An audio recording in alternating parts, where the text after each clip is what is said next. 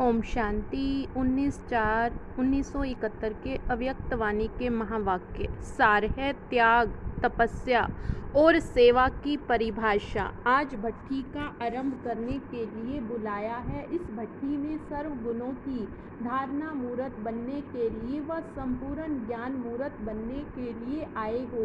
इसके लिए मुख्य 3 बातें ध्यान में रखना। वह कौन सी? जिन 3 बातों से संपूर्ण ज्ञान मूर्त और सर्व गुण मूर्त बनकर ही जाओ। सारी नॉलेज का सार इन 3 शब्दों में समाया हुआ। वे कौन से शब्द? 1 त्याग, दूसरा तपस्या, तीसरा सेवा। इन तीनों शब्दों की धारणा मूर्त बनना अर्थात संपूर्ण ज्ञान मूर्त और सर्व गुणों की मूर्त बनना। त्याग किसको कहा जाता है? निरंतर त्याग वृत्ति और तपस्या मूर्त बनकर हर सेकंड, हर संकल्प द्वारा हर आत्मा की सेवा करना। यह सीखने के लिए भट्ठी में आए हो। वैसे तो त्याग और तपस्या दोनों को जानते हो, फिर अभी क्या करने आए हो? कर्मों में लाने के लिए। भले जानते हो, लेकिन अभी जो जाना है उस प्रमाण चलना, दोनों को समान बनाने के लिए आए हो। अभी जानने और चलने में अंतर है, उस अंतर को समाप्त करने के लिए भट्ठी में आए हो। ऐसे तपस्वी मूर्त, त्याग मूर्त बनना है, जो आपके त्याग तपस्या की शक्ति के आकर्षण दूर से प्रत्यक्ष दिखाई दे। जैसे स्थूल अग्नि व प्रकाश अथवा गर्मी दूर से ही दिखाई देती व अनुभव होती है, वैसे आपकी त्याग तपस्या की झलक दूर से आकर्षण करे। हर कर्म में त्याग तपस्या प्रत्यक्ष दिखाई दे, तब ही सेवा में सफलता पा सकेंगे। सिर्फ सेवाधारी बनकर सेवा करने से जो सफलता चाहते हो वह नहीं हो पाती, लेकिन सेवाधारी बनने के साथ साथ त्याग और तपस्या मूर्त भी हो, तब सेवा का प्रत्यक्ष फल दिखाई देगा। तो सेवाधारी तो बहुत अच्छे हो, लेकिन सेवा करते समय त्याग तपस्या को भूल नहीं जाना। तीनों का साथ होने से मेहनत कम है और प्राप्ति अधिक, समय कम, सफलता अधिक। इन तीनों को साथ जोड़ना है, अच्छी तरह से अभ्यास करके जाना। जितना नॉलेजफुल उतना ही पावरफुल और सक्सेसफुल होना चाहिए। नॉलेजफुल की निशानी यह दिखाई देगी, उनका एक एक शब्द पावरफुल होगा, हर कर्म सक्सेसफुल होगा। अगर ये दोनों रिजल्ट कम दिखाई देती तो समझना चाहिए कि नॉलेजफुल बनना है, जबकि आजकल आत्माओं द्वारा जो अधूरी नॉलेज प्राप्त करते हैं उन्हों को भी अल्पकाल के लिए सफलता की प्राप्ति का अनुभव होता है। तो संपूर्ण श्रेष्ठ नॉलेज की प्राप्ति, प्रत्यक्ष प्राप्त होने का अनुभव भी अभी करना। ऐसे नहीं समझना कि इस नॉलेज की प्राप्ति भविष्य में होनी नहीं। वर्तमान समय में नॉलेज की प्राप्ति अपने पुरुषार्थ की सफलता और सेवा में सफलता का अनुभव होता है। सफलता के आधार पर अपनी नॉलेज को जान सकते हो तो भट्ठी में आए हो चेक करने और कराने के लिए कि कहाँ तक नॉलेजफुल बने हो। कोई भी पुराने संकल्प संस्कार दिखाई ना दे।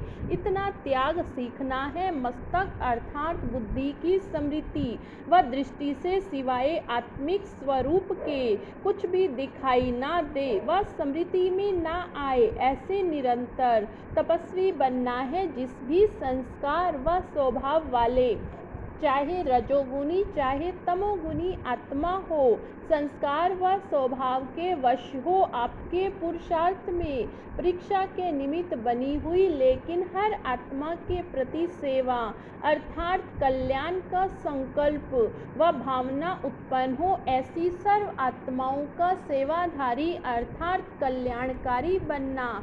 अब समझा है त्याग क्या सीखना है।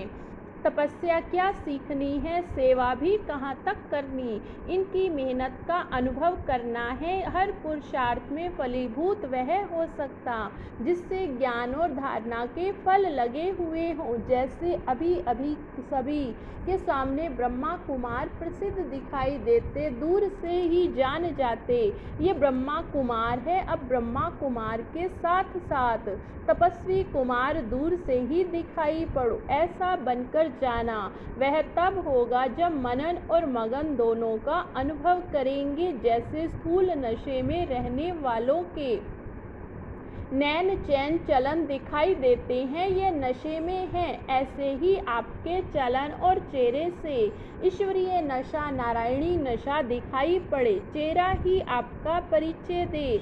जैसे कोई के पास मिलने जाते तो परिचय के लिए अपना कार्ड देते, इस रीति से आपका चेहरा परिचय कार्ड का कर्तव्य करे। समझा?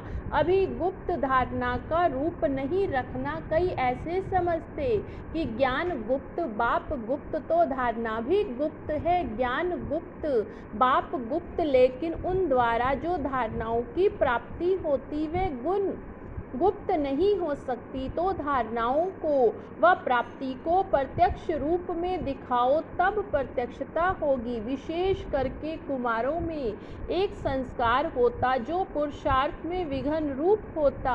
वे कौन सा है? कुमारों में यह संस्कार होता जो कामनाओं को पूर्ण करने के लिए संस्कारों को रख देते हैं। जैसे जेब खर्च रखा जाता, जैसे राजाओं की राजाई तो छूट गई लेकिन निजी थैली को नहीं छोड़ते, इसी रीति संस्कारों को कितना भी खत्म करते हैं लेकिन जेब खर्च माफिक कुछ ना कुछ किनारे रखते जरूर है। ये मुख्य संस्कार यहाँ भट्टी भी जानते भी हो और चलने की हिम्मत भी धारणा करते, लेकिन फिर भी माया प्रीवी पर्स की रीति कहाँ न कहाँ किनारे पर रह जाती।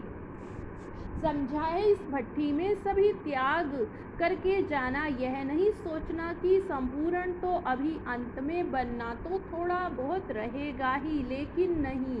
त्याग अर्थात त्याग जेब खर्च माफिक अपने अंदर थोड़ा भी संस्कार रहने नहीं देना। समझा?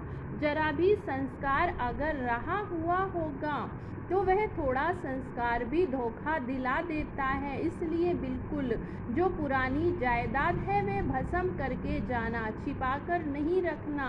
समझा? अच्छा, ये कुमार ग्रुप है, अभी बनना है तपस्वी कुमार ग्रुप। इस ग्रुप की यह विशेषता सभी को दिखाई दे।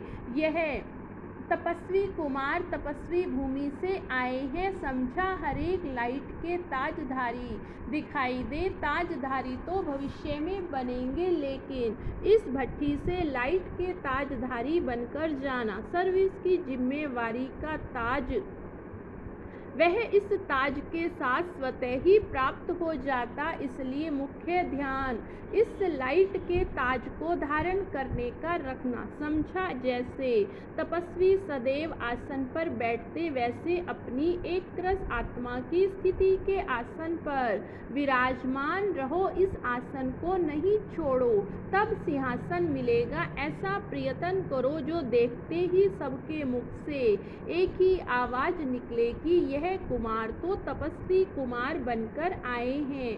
हर कर्मेंद्री से देह अभिमान का त्याग और आत्माभिमान की तपस्या प्रत्यक्ष रूप में दिखाई दे, क्योंकि ब्रह्मा की स्थापना का कार्य तो चल ही रहा है, ईश्वरीय पालना का कर्तव्य भी चल ही रहा।